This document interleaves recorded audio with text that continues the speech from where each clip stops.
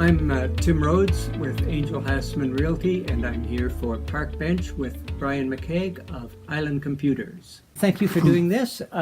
First thing I like to ask Bowen Islanders, because it's one of the first things people often ask you, is how long have you been here and how did you get here? I arrived on Bowen Island with my wife and son Kevin in the July of 1976, and that was I guess I should mention that I was a science fiction freak too, and I wanted to build my own log house. I had become enamored with some of the books that I had read, and well, log homes and science fiction seems a kind of an odd pairing. it is. You did build this this log home. I did. Basically with your own two hands. The week after we moved to Bowen, I started on the log house, clearing the property, and I cut down all the trees for the house from a property that my neighbor next door owned, and said that I could have all the trees I wanted on their property in the middle of the island. And so all I had to do was pay to put the road into Eddie's Pit. And it was a pretty rough road initially. You could only get a skidder up there. So I just paid to put a whole bunch of gravel in there, and then whatever was necessary to get the trucks in and out. From that, I got about 60 trees. I cut them down myself. I had never officially cut down a large tree before, but I must have done something right because I have 10 fingers still. Yeah. So. And no dents in your head. No dents in my head, and I learned which direction to run in and drop the saw. And they didn't even name the road after you. No, they didn't. Yeah. They did not name the road after me. In university, you said you had come over to the island during university. You were studying biochemistry. And biochemistry was probably something that I wasn't sure on, but it was a very new field. Mm-hmm. Back then, and so I thought if I go into biochemistry, being a new field, somebody would cut me the slack, and I'd pass and get passing anyway. So I have a degree in biochemistry.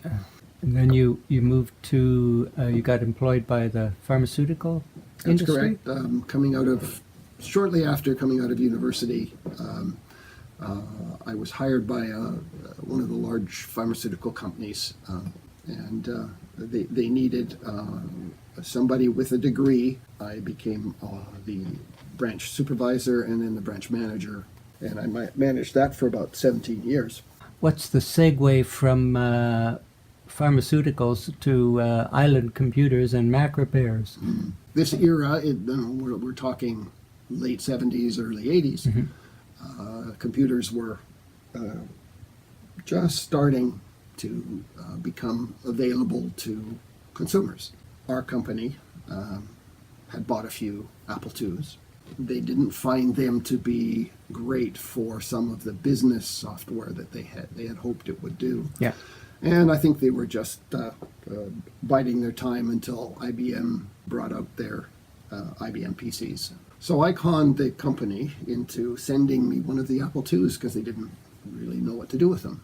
From that point on, I was hooked, and because I have I'm a science fiction freak, and I did a lot of book reading when I was in my teens and 20s. A bit of a Trekkie, yes. aren't you? Yes. I am that. Proudly. Yes, very proudly. When computers didn't exist, I thought, wow, this is cool. This is really cool. The science fiction books, and then the computers become available, and I think, oh man, I'm going to try and do some of this. And they became available, and I joined the Apple's BC Society. There were no rules and regulations about the computers weren't as tight as they are today, and as awesome. You just have to flick a switch nowadays, and Back So you're then, there. it was just, you had to be a jack of all trades around computers. Well, my actual first personal computer that was mine to own was an Apple IIc or IIe clone. Vancouver was rampant with companies that were anxious to import all the computers and all the accessories, and some of the accessories were, because the industry was so new, some of the accessories were even better than Apple could supply, and for the most part, many of them Apple didn't supply. Before Apple started suing everybody for making clones, we were buying and selling clones. I just sort of shrunk away onto Bowen Island. I had been, doing business not as Island Computers. I think we called ourselves CompuStuff or something. When you were doing testing too for Yes. software. I joined Chancery Software and was there for 7 years, and I joined another software company in the U.S. I had 14, 15 years with testing software, and I was testing software on not just Macintoshes, I was testing them on Macs and Windows machines.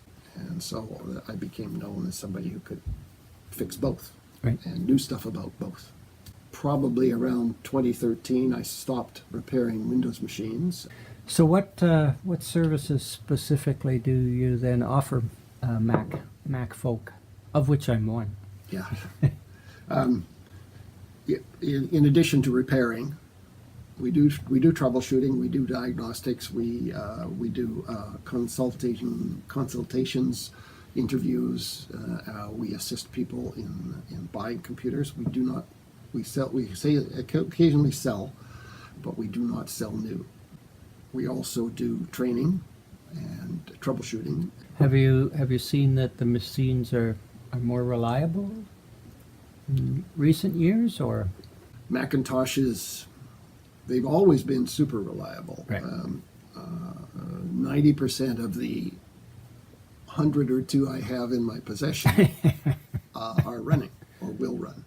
So they had that reputation of being more significantly built. Higher quality was used, and they were more concerned about the user. Mm-hmm.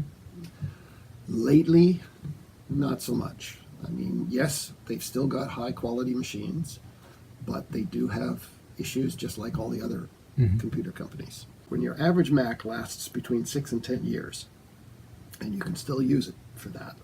The only reason you moved to a newer version of Mac was because you had to, because their operating system would no longer work on the one you had. Yeah. Now, you did have a wonderful story, a Christmas story about a Mac. Well, you had asked me about what is the most difficult repair I had to do, and you were probably implying to a customer, and I don't know whether you can call my wife as a customer, but she does give me feedback. Yes, Julia had gone to a Christmas celebration.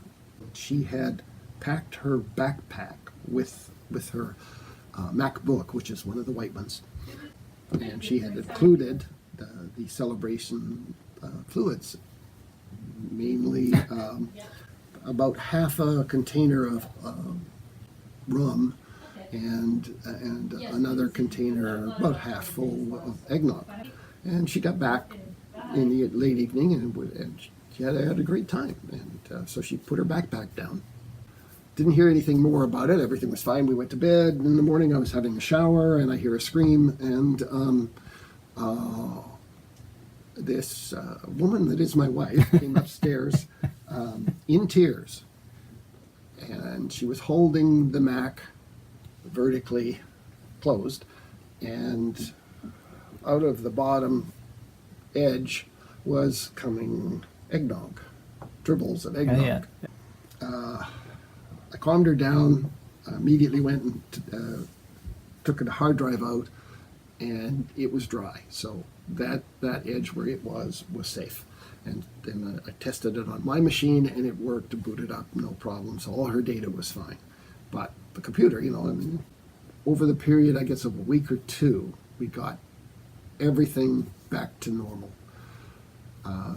During that process, we had to get a new battery because the battery had shorted out because it was soaked in eggnog.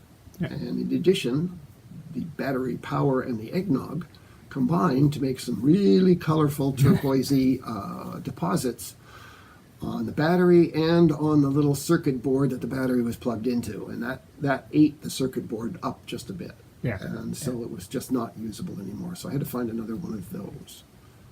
And the pièce de problem was the actual screen. I'd never taken the screen apart before, but what the heck, it wasn't going to do any harm. It would just get worse. Yeah. Yeah.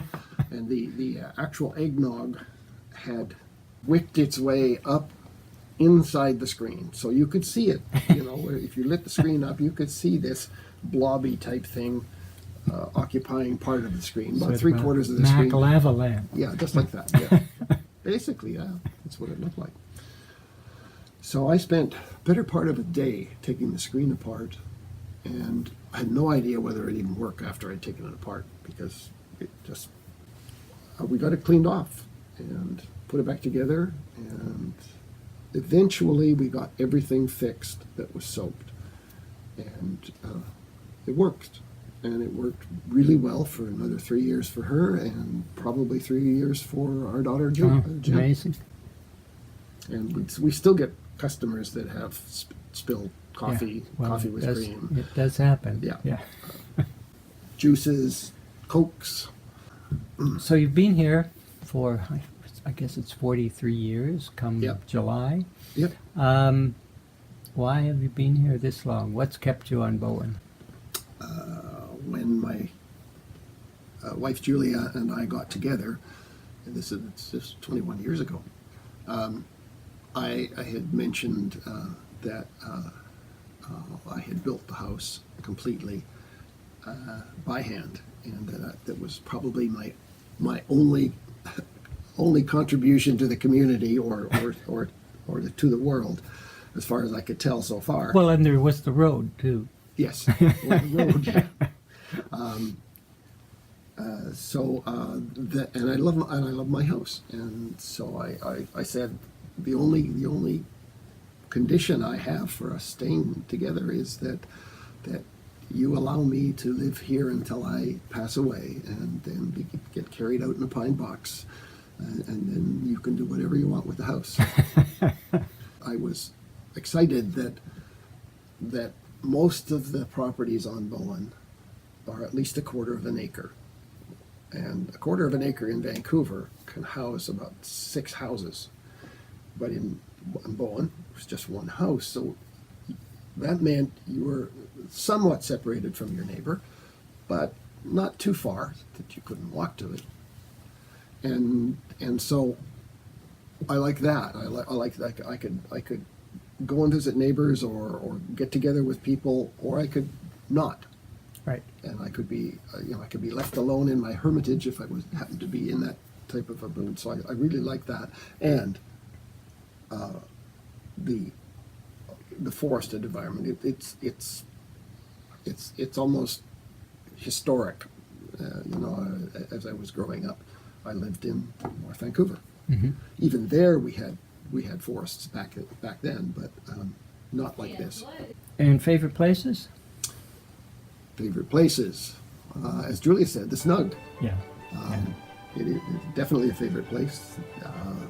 The walk around Killarney Lake is very relaxing to be able to do that, and you get your exercise at the same time. And it's quiet. It's peaceful, but then you run into your next door neighbors.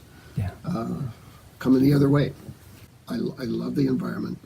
I love the fact that we can go to neighbors, get together with neighbors. We have a very, very good group of neighbors, and we help each other out. And I love the fact that we can see a lot of people that we know just by walking around, And yet, if we want to be private for whatever reason, then we can. Thank you very much. Thank you, Tim. Take care. You too.